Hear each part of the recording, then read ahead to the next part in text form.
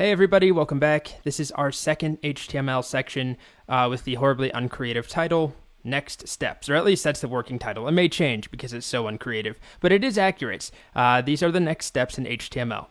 So we've got a decent mix of concepts that are crucial and then things that are nice to have. And as you can see, most topics in this stack of cards are green. They're relatively short or easy topics to pick up. The first thing that is definitely crucial are really just two conceptual topics. The first one is understanding what HTML5 actually is or what it isn't. That won't take a whole lot of time. It's just something we get out of the way right up front at the top of this section. Same goes for block versus inline elements. This is just a concept about HTML elements that you need to understand. Crucial. And then span and div elements, two very commonly used elements, easy to pick up.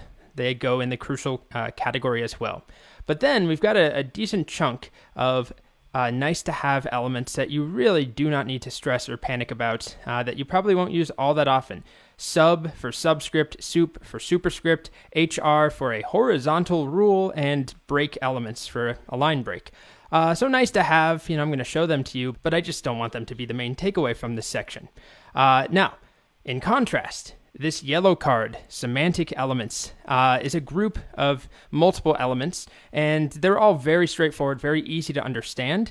The only reason I made that card yellow is because there's a decent number of these elements. Just off the top of my head, you'll see header, footer, main, nav, section, article, and there are others I'm forgetting. They're all very similar, and we'll talk about this idea of semantics and accessibility. It's all important stuff, so it's in crucial, but again, it's only yellow because there's just multiple elements I'll introduce. And then lastly, we have another VS Code tip.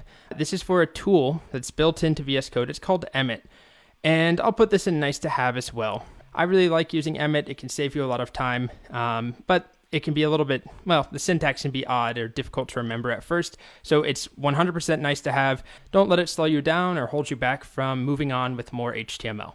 Okay, so that's the breakdown of this section. Just a couple of key concepts and quite a few nice to haves. Let's go.